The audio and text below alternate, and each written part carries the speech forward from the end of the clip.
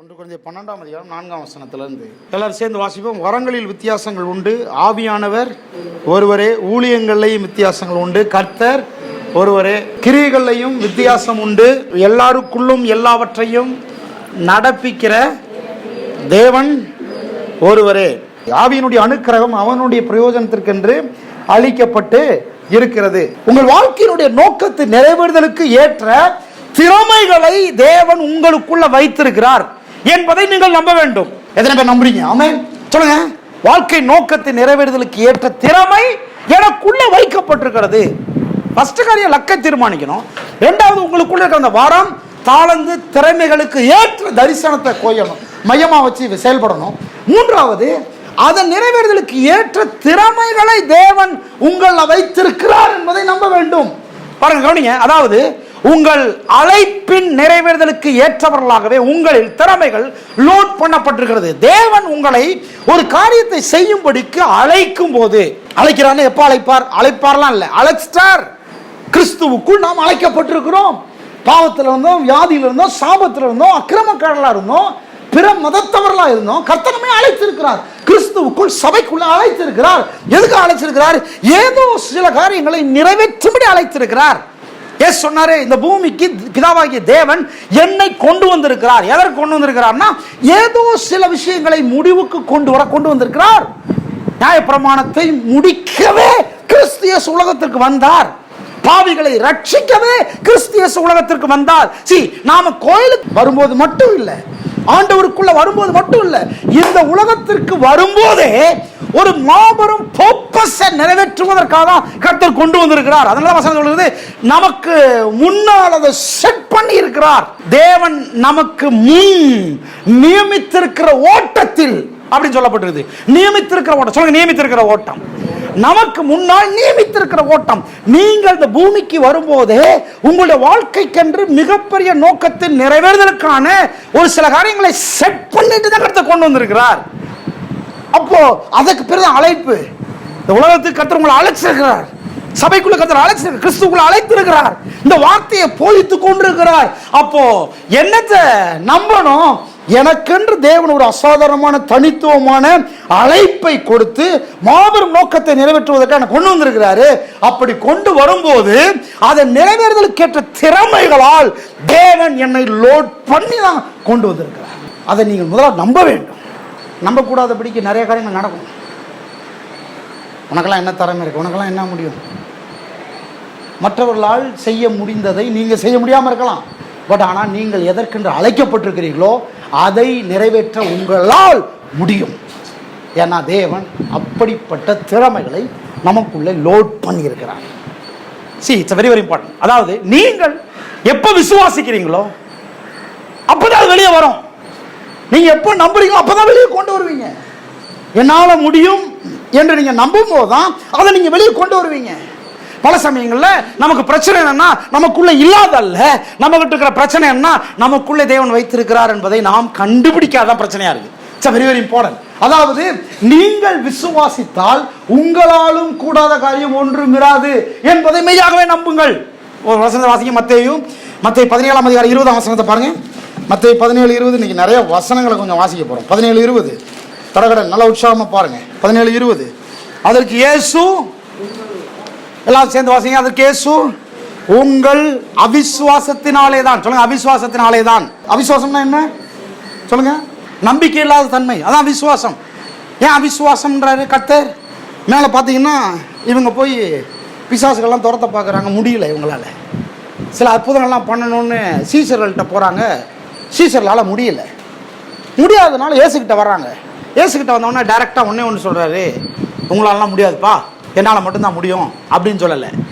ஏன் உங்களால் முடியலன்னா உங்களுடைய அவிசுவாசத்தினாலே தான் முடியவில்லை. சில காரியங்கள் முடியலன்னு சொல்கிறீங்களா? அது காரணம் என்ன? எனக்கு அந்த தகுதி இல்லை, எனக்கு அந்த வரம் இல்லை, எனக்கு அந்த ஆற்றல் இல்லை, எனக்கு அந்த திறமை இல்லை, இவரால் முடிஞ்சது என்னால் முடியலன்னு நாம் நினச்சிக்கிட்டு சொல்கிறோம். அவர் சொல்கிறாரு, அதனால இல்லை, உங்களுடைய அவிசுவாசத்தினால தான் முடியவில்லை. அல்லேலூயா. அதான் பாயிண்ட் ரொம்ப முக்கியம். என்ன பாயிண்ட்? முதலாவது நீங்கள் நம்ப வேண்டும். என்னால முடியும், எனக்குள்ள அந்த திறமை இருக்கிறது. அதை தேவன் எனக்கு வந்து லோட் பண்ணி இருக்கிறாரு. என்னால பாட முடியும், என்னால ஓட முடியும், என்னால நடக்க முடியும், என்னால கனவு காண முடியும், என்னால தரிசனம் காண முடியும், என்னால சில காரியங்களை நிறைவேற்ற முடியும், என்னால முடியும் என்பதை நீங்கள் நம்ப வேண்டும். முதலாவது சொல்லுங்க, நம்ப வேண்டும். எனக்குள்ள அந்த திறமை வச்சிருக்கிறார், நீங்க நம்ப வேண்டும். தேவன் எனக்குள்ள என்ன நோக்கத்திற்காக என்னை அழைத்தாரோ அந்த அழைப்பின் நோக்கத்தை நிறைவேறுதலுக்கேற்ற சகல ஆற்றல்களையும் திறமைகளையும் வரங்களையும் கர்த்தர் எனக்குள்ள லோட் பண்ணி இருக்கிறான்றதை முதல்ல நம்ப வேண்டும். முதல்ல நம்பணுங்க. அதான் சொல்றாரு, அந்த நம்பிக்கை இல்லாதனாலதான் உன்னால அது முடியலன்றாரு. அவிசுவாசத்தினாலே தான் உங்களால் முடியவில்லை. அவிசுவாசம் மிகப்பெரிய டேஞ்சர். உங்களுக்குள்ள இருக்கிற அந்த அசாதாரணமான நபரை வெளியே கொண்டு வர முடியாது. அதை எப்படி சொல்லலாம்? ஏன் இன்னும் வறுமையில இருக்கிறோம்? உங்களுடைய அவிசுவாசத்தினாலே தான். இன்னும் ஏன் பாட முடியல? ஏன் இன்னும் பிரசங்கம் பண்ண முடியல? ஏன் இன்னும் முன்னேற்றம் இல்லை? ஏன் இன்னும் ஜெயிக்கல? ஏன் இன்னும் சாதிக்கல? ஏன் இன்னும் பிசினஸ் ஆரம்பிக்கல? ஏன் இன்னும் வீடு கட்டப்படல? ஏன் இன்னும் மேல வரல பிரதர்?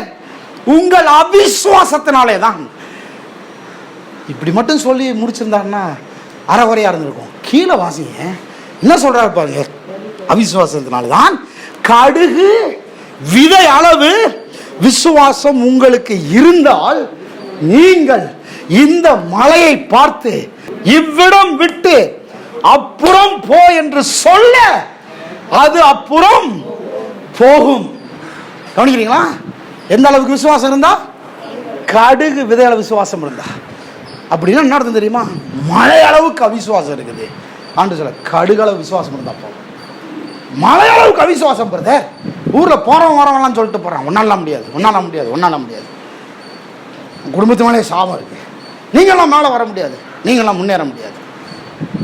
ஓ, நீங்க அப்படிப்பட்ட ஆள், உங்களுக்கு நடக்காது. இவன் செய்த பாவம், இவன் பெற்றோர்கள் செய்த பாவம், இவன்லாம் மேலே வரவே முடியாது. இதுதான் சொல்லுது ஊரெல்லாம் சொல்லுது. நம்மளை பார்த்தாலே ஒரு முடிவு பண்ணிடுறாங்க. இவங்களாம் அவ்வளோதான், இவங்க அவ்வளோதான். அளவுக்குட்பட்ட ஆட்கள் வட்டம் போட்டுடுறாங்க. நமக்கு நாம ஒரு பெரிய டெஸ்டினேஷனோட கனவு கூட ஓடிட்டு இருந்தா அவன் இவர் இதை தாண்ட மாட்டாருன்றான். அப்படியே பேசி பேசி கேட்டு கேட்டு கேட்டு நமக்குள்ள குப்பை மாதிரி என்ன சேர்ந்துருச்சு தெரியுமா? மழை அளவுக்கு அவிசுவாசம் தேங்கி விட்டது, அவன் நம்பிக்கை தேங்கி விட்டது. என்னாலாம் முடியாது, என் குடும்பம் சூழ்நிலை அப்படி, பின்னணி அப்படி, அவ்வளவுதான், நாளா முடியுமா? டி கேட்டு கேட்டு கேட்டு கேட்டு கேட்டு அவ நம்பிக்கையினால் நிரம்பி விட்டோம். ஆண்டு சொல்றாரு, கடுகு அளவு விதை அளவு. கடுகே எத்தனுண்டு தான், அதனுடைய விதை எத்தனுண்டா இருக்கும்? கடுகு விதை அளவு விசுவாசம் உங்களுக்கு இருந்தால் பெரிய மழையை பார்த்து பெயர்ந்து அப்புறம் போன்னு சொன்னா அது போயிருமா? ஏன் சொல்ல முடியல தெரியுமா? விசுவாசம் வரமாட்டேங்குது. விசுவாசம் இல்லாதனாலதான் மலையை பார்த்து பெயர்ந்து சமுத்திரத்தில் போன்னு சொல்ல முடிய மாட்டேங்குது. நமக்குள்ள இருக்கிற அவிசுவாசத்தினாலதான் முடிய மாட்டேங்குது. ஆண்டு சொல்ல, உனக்கு அந்த திறமை இல்லப்பா அப்படி சொல்லல. திறமை இருக்கிறது, ஆனால் திறமை இருக்கிறது என்று நீ இன்னும் நம்பவில்லை. ஓ லார்ட், உன்னால முடியும் என்று நீ நம்பவில்லை, உன்னால நடக்கும் என்று நீ நம்பவில்லை, உன்னால சாதிக்க முடியும் என்று நீ நம்பவில்லை. ஈவன் பிசிக்கலா இருக்கிற மலையை பெயர்த்து சமுத்திரத்தில் தள்ளுண்டு போக பண்ண முடியும் என்று நீ நம்பவில்லை. அவிசுவாசத்தினால் நிரம்பி இருக்கிறாய். கர்த்தர் சொல்ற ரீசனை சொல்றாரு. ஏன் இன்னும் மேல வரல? ஏன் இன்னும் வெற்றி பெறல? ஏன் இன்னும் சாதிக்கல? ஏன் முன்னேறல? ஏன் ஒரு பிசினஸ் இன்னும் ஆரம்பிக்கல? ஏன் என்றால் எனக்கு அது இல்லை பிரதர், இது இல்லை பிரதர்ன்றமே, அதெல்லாம் இல்லை. ஆண்டு சொல்ற ரீசன் விசுவாசம் இல்லை, அவிசுவாசம். குப்பை மாதிரி கேட்டு கேட்டு கேட்டு கேட்டு இருதயம் கடினப்பட்டு போயிடுச்சு. 4 பேர் இருக்காங்களே, இந்த 4 பேரும் நேஷனல் லெவலில் ஃபர்ஸ்ட் மார்க்கில் பாஸ் பண்ணுவாங்க. நம்புறீங்களா? யார் இவங்களான்றீங்க? ஏன் அப்படி சொல்கிறீங்க? ஏன்னா எனக்கு சீரியஸாக யாருன்னு தெரியும் பாஸ்டர். உங்களுக்கு என்ன தெரியும்? அனுஷ்கா யாருன்னு தெரியும், ஐசு யாருன்னு தெரியும், ஏஞ்சல் யாருன்னு தெரியும். ஏன்னா நம்முடைய கால்குலேஷன், நம்முடைய முடிவு, நம்ம இவ்வளோதான் பிள்ளைங்க வந்து முடியும்னு நம்ம நினைக்கிறோம். ஆமாவா இல்லையா? கர்த்தர் சொல்றாரு, இதுதான் உங்களுடைய அவிசுவாசம், இதுதான் உங்களுடைய அவிசுவாசம். இவங்களால் ஜெயிக்க முடியாது நீங்கள் நம்புறீங்க, இவங்களால் மேலே வர முடியாது நம்புறீங்க. இப்படி தான் அப்படியே ஒவ்வொருத்தரையும் பார்த்து நம்புறது போல நம்மளையும் பார்த்து நம்பி வச்சுருக்கிறோம். நம்மளாலாம் இது முடியாது, நமக்கு இந்த லாங்குவேஜ் வராது, நமக்கு இது நடக்காது, இந்த மலை நம்ம மலையை பார்த்துக்கிட்டு தான் இருக்கணும், இது பெயர்ந்து போகாது. உங்கள் அவிசுவாசத்தினாலே தான் இது நடக்கலை. ஆண்டு சொல், கடுகு விதைகள விசுவாசம் இருந்தால் போதும், மலையை பார்த்து பெயர்ந்து சமுத்திரத்தில் தள்ளுண்டு போன்னு சொன்னேன்னா அது உனக்கு கீழ்ப்படிஞ்சு போகும்னு சொல்லிட்டு இன்னும் எக்ஸ்ட்ரீம் லெவலில் ஒன்று சொல்கிறாரு பாருங்க. அடுத்த வார்த்தை அதுதான் இங்கே போட்டிருக்கிறேன், உங்களாலும் கூடாத காரியம் ஒன்றுமிராது. நான் சொல்கிறாரு பாருங்க, அந்த வார்த்தை பாருங்க. அப்புறம் போகும், உங்களால் கூடாத காரியம் ஒன்றுமிராது. அண்டர்லைன் பண்ணி வச்சுங்க, உங்களால் கூடாத காரியம் ஒன்றுமிராது. என்ன வார்த்தை அது? நம்ம படித்ததெல்லாம் என்ன வார்த்தை படிச்சிருக்கிறோம்? தேவனால் கூடாத காரியம் ஒன்றுமில்லை. உடனே எல்லாரும் ஆமென் அல்லேலூயா அப்படின்றது. ஆனால் இயேசு சொன்னார், கடுகு விதையளவு விசுவாசம் உங்களுக்குள் இருந்தால், சொல்லுங்க, உங்களால் கூட, இதை எப்படி எக்ஸ்பிளைன் பண்ணணும்னு எனக்கு தெரியல. தேவனால் கூடாத காரியம் ஒன்றும் இல்லை. இதை நம்புறது எனக்கு ஈஸியாக இருக்கு, ஏன்னா அவரால் கூடாத காரியம் ஒன்றுமே இல்லை, நம்புறது ஈஸியாக இருக்கு. ஆண்டவர் திரும்பி பார்த்து சொல்றாரு, உன்னால் கூடாத காரியம் ஒன்றும் இல்லை. என்ன சொல்றாரு? அவருக்கே புரிஞ்சுதான் சொல்றாரா? என்னால் கூடாத காரியம் ஒன்றும் இல்லையா? சொல்லுங்க, என்னால் கூடாத காரியம் ஒன்றும் இல்லை. மாயத்தரன் சொல்லுங்க, என்னால் கூடாத காரியம் ஒன்றும் சொல்லுங்க, என்னால் கூடாத காரியம் ஒன்றும் இல்லை. என்னால் கூடாத காரியம் ஒன்றும் இல்லைன்னு அவர் சொல்றாரு. அப்படின்னா என்ன அர்த்தம்? எந்த எவிடன்ஸும் இல்லாம சொல்லல, எல்லா எவிடன்ஸோட சொல்றாரு. நான் உன்னை படைச்சிருக்கிறேன், நான் உன்னை அழைச்சிருக்கிறேன், நான் உன்னை ரத்தத்தினால கழுவி இருக்கிறேன், நான் உன்னை மீட்டிருக்கிறேன், நான் உனக்காக ஜீவனையை கொடுத்திருக்கிறேன், உனக்குள்ள எல்லா சர்வ ஆற்றல்களால் திறமைகளால் உன்னை நிரப்பி இருக்கிறேன், நீ தேவ சாயல் தேவ ரூபம், என்னால் என்ன செய்ய முடியுமோ எக்ஸாக்டா எல்லாவற்றையும் உன்னாலும் செய்ய முடியும். உன்னாலும் செய்ய முடியாத காரியம் என்று ஒன்றுமே இராது. உன்னால் செய்ய முடியாததுக்கு காரணம் உன்னால் செய்ய முடியவில்லை என்பதனால் அல்ல, உன்னால் செய்ய முடியும் என்கிற விசுவாசம் இல்லாதனால். அவிசுவாசத்தினால தான் இப்படி இருக்கிறோம். அவிசுவாசம், அவநம்பிக்கை, முடியாது முடியாது முடியாது முடியாதுன்னு நல்லா அழுத்தி எழுதிட்டாங்க, உள்ளத்தில் எழுதிட்டாங்க. முடியாது முடியாது முடியாது முடியாது, மேலே வர முடியாது அப்படின்னு அழுத்தமாக எழுதிட்டதுனால, இதையும் கேட்டு நம்ம நம்பிட்டதுனால நமக்குள்ளே சில தீர்க்கமான காரியங்களை வரைஞ்சிட்டோம். என்னது? முடியாது முடியாது முடியாது முடியாது, எதை கேட்டாலும் முடியாது. ஒரு காலத்தில் மேரி சிஸ்டர் முன்னால் வர்றதுக்கு என்ன தயங்குத்தாங்க நாங்கள் தெரியுமா? எனக்கு நல்லா தெரியும். இவங்க எனக்கு பிரதர் ஒய்ஃப் என்ன தயங்குனாங்க. எபினேசர் பிரதர் வருவார், அரை மணி நேரம் உட்காந்து அரை மணி நேரம் போயிடுவார். சிஸ்டர் இங்கே இருக்கிற எல்லாருமே அப்படி தான். நான் முதல் பிரசங்கம் பண்ணும்போது ஒளிஞ்சிக்கிட்டு தான் பிரசங்கம் பண்ணேன். இங்கே இருக்கிற எல்லாருமே அப்படி தான். சீரியஸா பிளஸ்ஸி, இங்கே இருக்கிற எல்லாருமே அப்படி தான்.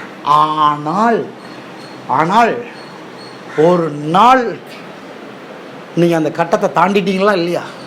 தாண்டிங்களா இல்லையா? ஆஃப்டர் ஆல் இதை தாண்டறதுக்கே நமக்கு இவ்வளோ காலம் பிடிக்குதுன்னா, இன்னும் எவ்வளவு மலைகளை சாய்க்க வேண்டும், காடுகளை சாய்க்க வேண்டும், எவ்வளவு தீமைகளை சாய்க்க வேண்டும், எவ்வளவு காரியங்களை நாம் எடுத்து செய்து சாதிக்க வேண்டும் என்பதை எண்ணி பாருங்கள். ஒரு நாள் முடியாம தான் இருந்தோம், ஒரு நாள் முடங்கி தான் இருந்தோம், ஒரு நாள் நடக்காம தான் இருந்துச்சு. ஆனால் இன்னைக்கு சில காரியங்கள் நடக்குதா இல்லையா? ஆண்டு சொல்ல, உங்களால் கூடாத காரியம் ஒன்றுமிராது. வெயிட்டாக எடுத்துக்கணும் இந்த வார்த்தையை, உங்களால் கூடாத காரியம் ஒன்றுமிராது. சொல்ற ஒரு சிருஷ்டிகர் எல்லாத்தையும் உள்ள லோட் பண்ணியிருக்கிறாரு, என்னால் முடியும்ன்றாரு. அப்போ நான் அதை தான் நம்புறேன். ஊர் சொல்லுது ஒன்னாலாம் முடியாது, கர்த்தர் சொல்றாரு ஒன்னால முடியும், நான் அதை தான் நம்புறேன். நீங்க எதை நம்ப போறீங்க? கர்த்தர் எனக்கு சொன்னதை தான் நான் நம்ப போறேன். ஆமென். அமெரிக்க தேசத்தில் கருப்பு இனத்தவர்கள் வெள்ளை இனத்தவர்கள் படிக்கிற ஸ்கூலில் சேரக்கூடாது, சேர விட மாட்டாங்க. கருப்பு இனத்தவர்களில் ரொம்ப கீழ்த்தரமாக பார்த்தாங்க. இங்கே எப்படி ஜாதி வித்தியாசம் இருக்குது, அங்கே நிற வித்தியாசம், இன வித்தியாசம், இந்த பண வித்தியாசம்லாம் பெருசாக அமெரிக்க தேசத்தில் தாண்டவம் ஆடிக்கிட்டு இருந்துச்சு. இந்த கருப்பு இனத்தவர்கள் எல்லாம் மங்கின்னு தான் கூடுவாங்க. மங்கி, கருப்பு குரங்கு, கருப்பு கொரில்லாஸ்ன்னுவாங்க, அப்படிதான் கூப்பிடுவாங்க. அதனால் இந்த வெள்ளை இனத்தவர்கள் வெள்ளைக்காரங்க உட்கார்ற அந்த சீட்டு பக்கத்தில் ரொம்ப எப்படியாவது ரெக்கமெண்டேஷன்லாம் உள்ளே அந்த ஸ்கூலில் வந்துட்டாங்கன்னா, அந்த கருப்பு இனத்தவர்களை அப்படியே வந்தால் கூட பல லட்சம் பணத்தை கட்டிட்டு வந்தால் கூட அவங்கள ஓரத்தில் ஒதுக்கி சேரை போட்டு அவங்களுடைய உட்கார வச்சுருவாங்க. இதெல்லாம் உட்கார வச்சு அமெரிக்காவில் ஒரு காலகட்டத்தில் இப்படி பண்ணிக்கிட்டு இருந்தாங்க. அப்போது ஒரு பிரசங்கியாளர் குடும்பத்தில் பிறந்த ஒரு பையன் போய் அதை அப்படி உட்காந்து படிச்சுட்டு இருந்திருக்காரு. அப்போ அந்த டீச்சர் சொல்ல வராங்க, கொரில்லான்னு வரான், கருப்பு கொரில்லான்னு வரான். வாட் இஸ் யுவர் நேம் அப்படின்னா அவர் சொல்கிறான் சோன்னு சொன்னால் நோ யூ ஆர் கொரில்லா அப்படின்னு வரான். டெய்லி போய் வீட்டில் போய் அம்மாட்ட அழுவாரான், என்ன அவர் கொரில்லான்றார், மங்கின்றார். உடனே அவங்க அம்மா பைபிளை திறந்து ஆதியாகமம் 1, 2, 3 அதிகாரத்தை எடுத்து வாசித்து காமிப்பாங்களே, இல்லை நீ கொரில்லா கிடையாது, நீ மங்கி கிடையாது, நீ தேவ சாயல், தேவ ரூபம், நீ தேவனை போன்று படைக்கப்பட்டவன்னு சொல்லுவாங்க. சொல்லி ஆறுதல் படுத்தி தேர்தல் படுத்துவாங்களாம். அப்படியே படித்து அவர் அப்படியே கொஞ்சம் 13 வயசு இருக்கும்போதே அவர் அப்படியே பைபிள் முழுசும் படித்தாராம். அவங்க அம்மா கொடுத்த ஆர்வத்தில் பைபிள் முழுசையும் படித்தாங்க. அப்புறம் பெரிய ஆள் ஆகிட்டார், பாஸ்டர் ஆகிட்டார், பெரிய ஆள் ஆகிட்டார். ஒரு செமினாரில் அமெரிக்காவில் டீச் பண்ணுறதுக்காக இவரை கவர்மெண்ட்டே புக் பண்ணியிருக்கு. கவர்மெண்ட்டே இந்த கருப்பு கொரில்லாவை லீடர்ஷிப் டீச் பண்ணுறதுக்காக புக் பண்ணியிருக்கு. அவர் போய் டீச் பண்ண போகிறார் அமெரிக்காவில். அப்போ எல்லோரும் வந்து உட்காந்துருக்காங்க. அவர் இவருடைய புக்ஸை நிறையா எழுதிட்டார். ஒரு லீடர்ஷிப் புக்ஸை வந்து அன்னைக்கு ஸ்பெஷலாக யார் அந்த கான்ஃபரன்ஸுக்கு வந்திருக்கிறாங்களோ அவங்களுக்கு இவருடைய ஆட்டோகிராஃபோட அந்த புக்கை டிஸ்ட்ரிபியூட் பண்ண போகிறேன் அப்படின்னு சொல்லி அவர் வந்து அறிவிப்பு கொடுத்துருக்காரு.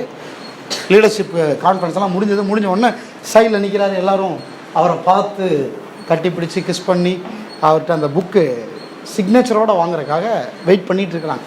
ஒவ்வொருத்தரும் வராங்க. வந்தால் ஒவ்வொருத்தராக தங்களை இன்ட்ரடியூஸ் பண்ணிக்கிட்டு புக்கை வாங்கிட்டு போகிறாங்க. அப்படியே போகும்போது இன்னும் ஒருத்தர் வயசானவர் அப்படியே ஊனிக்கிட்டே வரார். வந்திருக்கிறாரு வயசானவர். அவரை கட்டி பிடிச்சிட்டு அப்புறம் அவர்கிட்ட கேட்டாராம், what's your name, where are you from அப்படின்னா கேட்குறாரு. எங்கேருந்து வந்திருக்கீங்க, உங்கள் பேர் என்ன இப்படிலாம் கேட்குறாரு. அப்படி கேட்கும்போது அவர் சொல்கிறாரு, நான் வந்து ஆண்டர்சன், என் பேர் ஆண்டர்சன்னா. எங்கேருந்து வந்திருக்கிறீங்க? நான் வந்து அங்கே இந்த ஊர்லேருந்து வந்திருக்கிறேன். அந்த ஊர்லையா? எனக்கு ஒரு ஆண்டர்சன் தெரியுமே அப்படின்னு இவர் சொல்ல உடனே கேட்டாராம், நீங்கள் என்னவா இருந்தீங்க அங்கே அந்த ஊரில்? நான் அந்த ஊரில் டீச்சராக இருந்தேன். டீச்சராக இருந்தீங்களா? எந்த ஸ்கூலில் டீச்சராக இருந்தேன்? அந்த ஸ்கூலில் டீச்சராக இருந்தேன். அவர் சொன்னாரா, என்ன டிபார்ட்மெண்ட்டு டீச் பண்ணிகிட்டு இருந்தீங்க? இந்த டிபார்ட்மெண்ட் டீச் பண்ணிகிட்டு இருந்தேன்னு சொன்ன உடனே இவருக்கு கிளியர் அண்டர்ஸ்டாண்ட் பண்ணிக்கிட்டாரு. தன்னை யார் கொரில்லான்னு அழைத்தாரோ அந்த நபரே தன்னுடைய லீடர்ஷிப் கான்ஃபரன்ஸுக்கு வந்து லீடர்ஷிப் டீச் பண்ணுறதை கேட்டு தான் புத்தகத்தில் ஆட்டோகிராஃப் வாங்குறதுக்காக வந்திருக்கிறார்ன்றதை உணர்ந்துட்டேன். அப்புறம் கட்டி பிடிச்சிட்டு அவர் சொன்னாராம், மை நேம் இஸ் கொரில்லான்னாராம். நான் தான் நீங்கள் கொரில்லான்னு அழைச்சிங்களே அந்த நபர் கட்டி பிடிச்சிட்டு அழுன்னு அழுதாராம். அவர் தீர்மானிச்சாராம், என் சபையில் 90% பீப்புள் வெள்ளைக்காரங்க தான் வரணும்னு தீர்மானிச்சார். அந்த பட்டணத்தில் அமெரிக்காவில் அவருடைய சபையில் மட்டும்தான் வெள்ளைக்காரர்கள் அதிகமாக. அநேக வெள்ளைக்கார நாடுகளுக்கு போய் இவர் டீச் பண்ணாராம். இந்த நிலைமை கர்த்தர் உயர்த்தி கொண்டு வந்தார். எதுக்கு சொல்ல வரேன், நம்மை சுற்றி இந்த மாதிரி டிஸ்கரேஜ் பண்ணுற பீப்புள், நம்மளுடைய விஷன் கில்லர்ஸ், நம்முடைய உருவத்தை பார்த்து எடை போடுற நபர்கள் இருப்பாங்க. அது நம்முடைய முடிவு அல்ல, அது நம்முடைய ஒரிஜினல் ஸ்டேட்டஸ் அல்ல. அவர்கள் சொல்லுவது ஒரிஜினல் ஸ்டேட்டஸ் அல்ல. ஒரு நாள் யார் உங்களை கொரில்லான்னு கூப்பிட்டாங்களோ, யார் உங்களை இவனாலாம் நடக்காது, இவனாலாம் முடியாது, இவன்லாம் மேலே வரமாட்டான், இவன் வந்து இந்த ஜாதியை சேர்ந்தவன், இந்த நேரத்தை சேர்ந்தவன், இவனுக்கு எந்த உதவியும் இல்லை, தயவும் இல்லை, இந்த வேலையை வச்சுக்கிட்டு இவன்லாம் எப்படி மேலே வர போறான்னு யாரெல்லாம் உங்க காதுகள் கேட்க சொன்னாங்களோ அதன் மத்தியிலே நீங்க ஒரு தீர்மானத்தை எடுக்கணும்.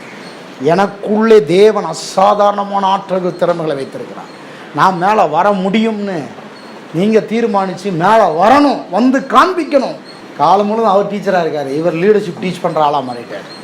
எவ்வளோ பெரிய ஆளாகிட்டார் தெரியுமா? அதுக்கப்புறம் இவருக்கு யாரெல்லாம் பைபிள் காலேஜில் டீச் பண்ணாங்களோ, கிரீக்கு, ஹீப்ரு, அரமைக்குன்னு எல்லா லாங்குவேஜ் டீச் பண்ண ஆட்களும் இவருடைய சபையில் விசுவாசிகளாக உட்காந்து வசனத்தை கேட்டாங்க.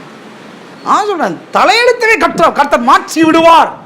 ஒன்றே ஒன்று செய்யணும், நீங்கள் இந்த அவிசுவாசத்தை ஊட்டுகிற, பயத்தை ஃபீட் பண்ணுகிற, ஒரு சின்ன கிளிப் போட்டுருந்துச்சு, பயத்தை ஃபீட் பண்ற, அவிசுவாசத்தை ஃபீட் பண்ற பீப்புள் மத்தியில் நீங்க விசுவாசத்தை ரிசீவ் பண்ணிக்கிட்டே இருக்கணும், நம்பிக்கையை ரிசீவ் பண்ணிக்கிட்டே இருக்கணும். யார் யாரெல்லாம் உங்களுக்கு விசுவாசத்தை ஊட்டுகிறார்களோ அவங்களோட இணைஞ்சுக்கிட்டே இருக்கணும், அவங்களோட சேர்ந்துக்கிட்டே இருக்கணும். அப்பதான் நீங்க உங்களுடைய அவிசுவாசத்தை ஜெயிக்க முடியும். நான் ஜெயிக்க வேண்டியது ஐசு அல்ல, நான் ஜெயிக்க வேண்டியது அவிசுவாசத்தை. எத்தனை பேர் ஆமென் சொல்லுங்க? நான் ஜெயிக்க வேண்டியது பிராங்க்லின் அல்ல, நான் ஜெயிக்க வேண்டியது அவிசுவாசத்தை. நீங்க ஜெயிக்க வேண்டியது உங்களை சுத்தி இருக்கிற சத்துருக்கள்னு யாருமே கிடையாதுங்க. உங்களுக்கு சத்துரு என்பது ஒன்னே ஒண்ணுதான். கர்த்தர் சொன்னார், உங்கள் அவிசுவாசத்தினாலே தான் கூடாமல் போய்விட்டது. உங்க சத்துரு யாரு? அவிசுவாசம். உங்க சத்துரு யாரு? பயம். உங்களுடைய சத்துரு ஷைனஸ். உங்களுடைய சத்துரு யாரு? உங்களால் முடியாது முடியாது முடியாது முடியாதுன்னு கேட்டு அப்படி ஓட்ட ரெக்கார்ட் மாதிரி தேஞ்சு போய் மனதில் நம்பி வச்சிருக்கிறீங்களே, அதுதான் உங்கள் எதிரி, அதுதான் உங்கள் சத்துரு. உங்களால் முடியாதுக்கு காரணம் உங்களை சுத்தி இருக்கிற ஜனங்கள் அல்ல, உங்களால் முடியாதுக்கு காரணம் உங்களால் முடியாது முடியாது முடியாது என்று கேள்விப்பட்டு நீங்களும் அதை நம்பிட்டீங்களே, அதுதான் சத்துரு, அதுதான் எதிரி.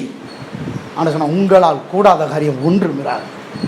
சொல்லுங்க, உங்களால் கூடாத காரியம் ஒன்றும். சொல்லுங்க, என்னால் கூடாத காரியம் ஒன்றும் இராது. யார் சொல்றா? தேவனே சொல்றாரு. சொல்றவர் யார்? செத்து போனவன் உயிரோடு எழுப்பினவர். அதையும் சொல்றாரு, ஒன்னாலையும் செத்து போனவன் உயிரோடு எழுப்ப முடியும்.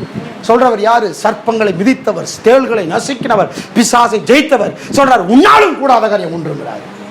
சத்துருக்களை மிதிக்க, தேள்களை நசுக்க முடியும், சர்ப்பங்களை மிதிக்க முடியும், வியாதிகளை சொஸ்தமாக்க முடியும். உன்னால் கூடாத காரியம் ஒன்றும் இராது. சொல்லுங்க, என்னால் கூடாத காரியம் ஒன்றும் இராது. சொல்லுங்க, என்னால் கூடாத காரியம் ஒன்றும் இராது.